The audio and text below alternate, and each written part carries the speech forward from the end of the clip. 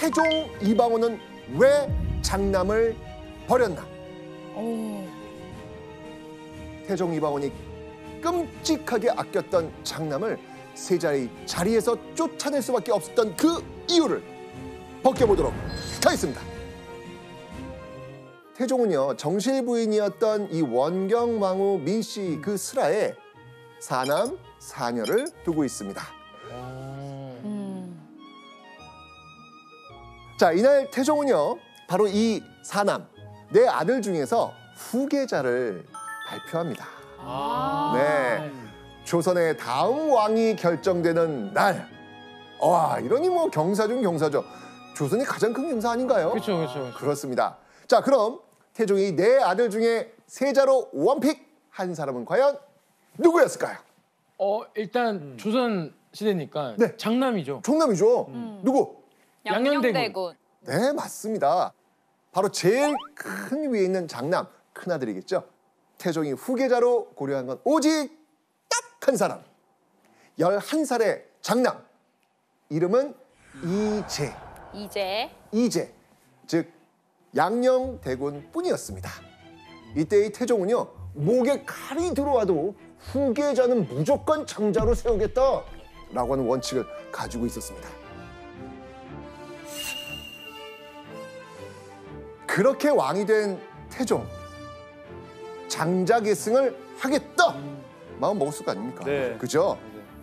그래서 태종은요, 큰아들 이제를 자신의 후계자로 세운 겁니다. 세자는요, 조선 최초 정통성에 흠이 없는 정말 최초의 적장자 세자였던 것입니다.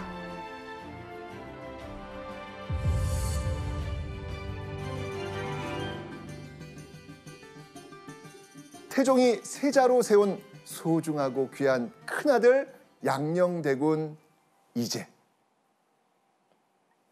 자, 그런데요, 이 태종은 과거에 큰아들이 태어나자마자 아들과 생이별을 해야 했습니다. 자, 이 큰아들을 어디론가 보내야 했거든요. 자, 기록이 있거든요. 그 기록 한번 보도록 하겠습니다.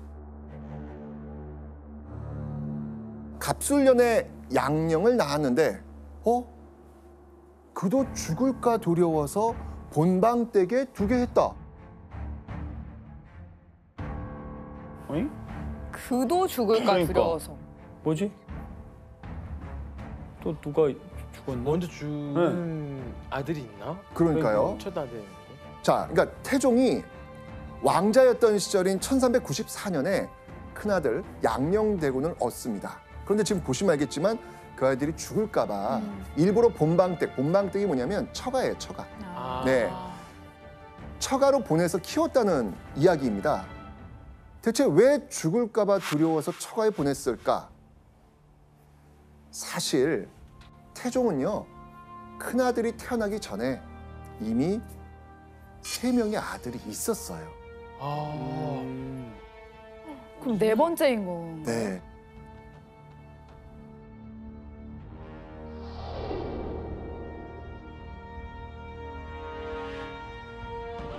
이게 무슨 어떻게 아들 셋을 이렇게 다 잃어버리는가?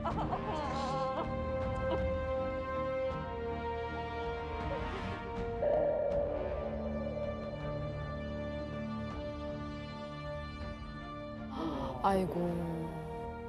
어휴, 어떻게 하다가. 그러니까 줄줄이 아들을 잃은 그 태종의 심경은 어떻겠어요? 진짜 죽을까 두려워서 보낼만 하네요. 정말 이 아들 셋을 잃고 시리에 빠져 있을 때 정말 기적처럼 찾아온 아들이 바로 양녕대군이었습니다.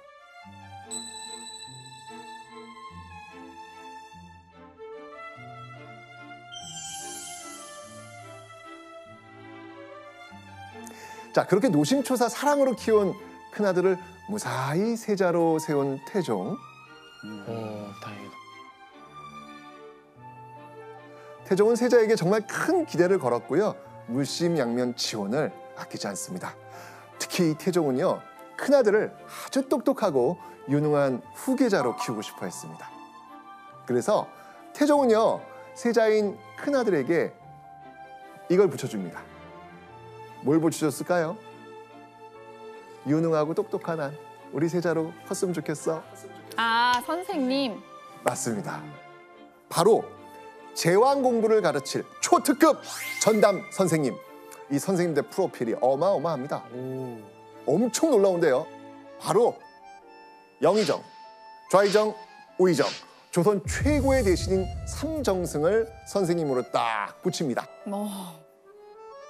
자, 그렇게 양녕대군은요, 이전 조선의 어떤 왕도 받지 못했던 최초의 엘리트 코스 후계자 교육을 받게 됩니다. 아우.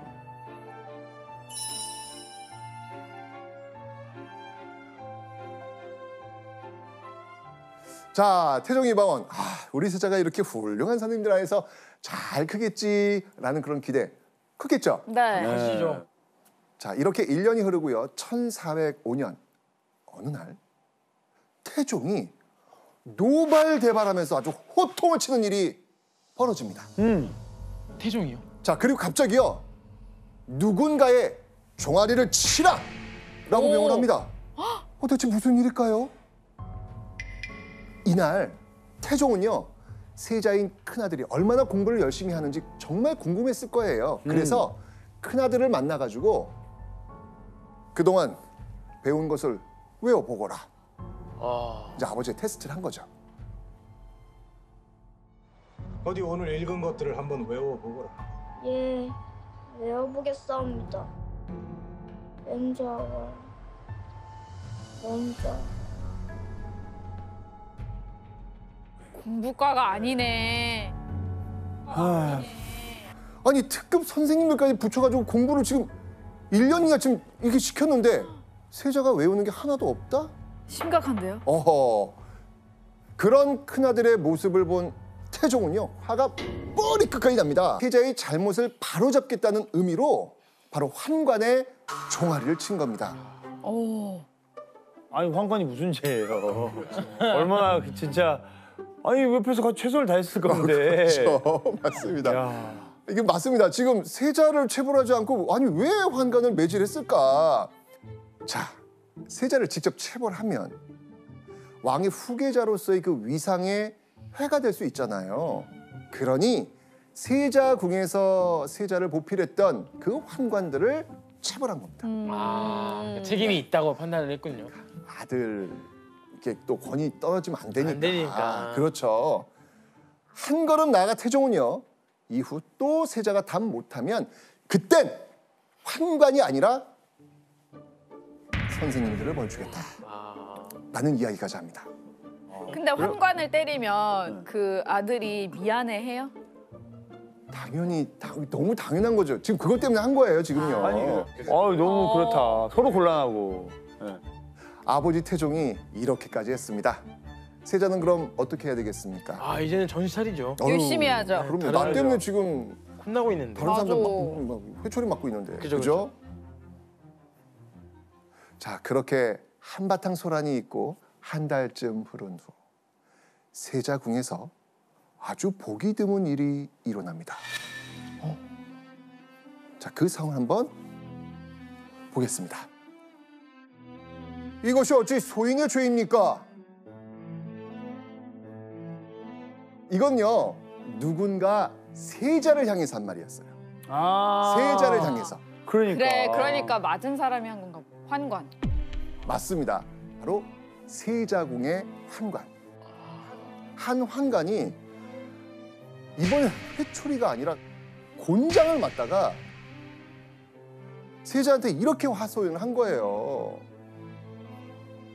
생각해보니까 너무 억울한 거예요. 그럼요. 억울하지. 왜? 그래서 환관이 못 참고 세자에게 세자께서 공부 안 하신 게 왜 죄입니까? 라고 이렇게 대놓고 하소연을 한 거죠.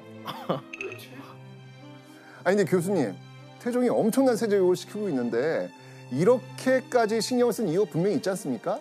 잘 아시다시피 이제 조선은 유교 국가였고, 그래서 이 유교 국가에서 국정을 의논할 때 항상 유교 경전이나 역사서의 내용을 항상 근거로 제시하면서 어떤 정책을 결정을 하고 이렇게 해요. 결국은 왕도 그런 학문적인 기반이 없으면은 듣고 결정하고 판단하는데 어려움이 있고 한계가 있을 수밖에 없는 거죠. 그러니까 태종은 내 아들이 그런 왕이 돼서는 안 되겠다라는 그런 생각에서 이제 세자의 어떤 교육 이런 것들에 굉장히 신경을 많이 썼다고 할 수가 있죠. 맞습니다. 태종은 나라를 다스리는 필수 요건은 학문이라고 봤던 것이죠. 자, 그런데 양녕대군을 향한 태종의 호통 소리가 다시 한번 들립니다. 호통. 자, 이번엔 또 무슨 일이었을까요? 내가 비록 나이는 적으나 그래도 원자이다. 언호와 거동이 어찌 이리 절도가 없느냐. 이건 뭐 느낌 오시죠? 네네. 네. 그때 상황을 보면 이 아버지가 지금 아들에 대해서 지금 굉장히 지금 상황이 안 좋아. 지금 기분이 안 좋아요. 안 좋은 상황에서 양녕대군과 밥을 같이 먹는 그런 자리에 이 12살 양녕대군이 산만해도 너무 산만한 거예요. 12살이. 그죠. 네. 5학년. 그러니까 보다 못한 태종이 너는 어리지만 세자의 위치에 있는데 어째서 말고 행동이 엉망이냐. 이렇게 혼을 낸 거예요. 세자였던 양녕대군은 장난기도 많고 좀 어린아이 특성상 좀 산만하기도 했던 것 같아요. 바로 태종은 그런 큰아들이 못마땅했던 겁니다. 그래서 이날 날 딱 잡아가지고 아주 한마디 제대로 했던 것이죠. 다 안 좋게 다 보이지 뭐. 마음에 안 들었어요. 다 마음에 안 드는 네. 그런 상황이에요.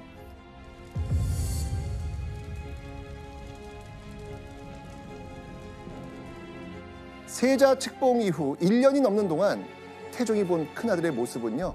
후계자로서의 자질이 많이 부족해 보였던 것 같습니다. 그래서 특단의 조치를 내립니다.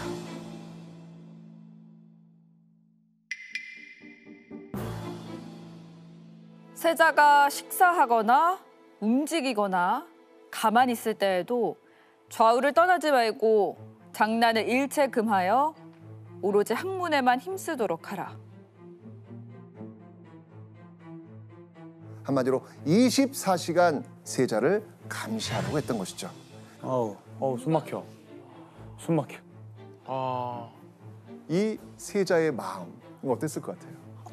너무 놀고 싶죠. 그러니까 너무 답답하고 네. 지금. 말씀하신 대로 감옥에 있는 느낌일 수도 있어요. 그러니까 태종은 이렇게 생각한 것 같아요. 그러니까 세자가 학문을 더 익히면 태종 자신이 원하는 세자의 모습, 그 모습을 볼 수 있을 것이다 와. 라고 판단한 것이죠.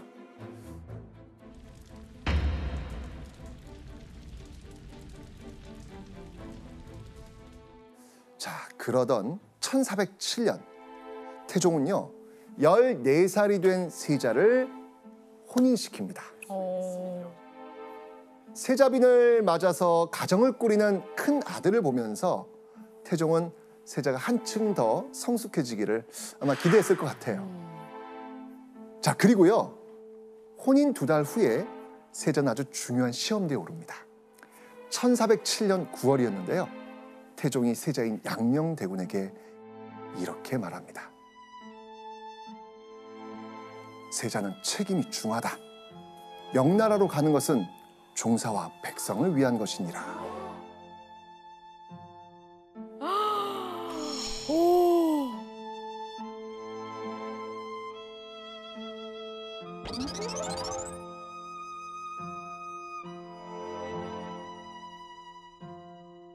조선은요 매년 명나라 황제에게 신년 인사를 하기 위해 사신단을 보냈습니다. 태종은요 이번에 그 사신단을 이끌 수장으로 14살 세자를 세운 겁니다. 자, 이 세자가 떠나던 날 태종은요 직접 골 밖으로 나와서 배웅합니다. 그러자 이 배웅받던 세자가요 갑자기 눈물을 뚝뚝 흘립니다. 세자인 큰아들의 우는 모습을 보던 태종, 그리고 태종도 눈물을 흘립니다.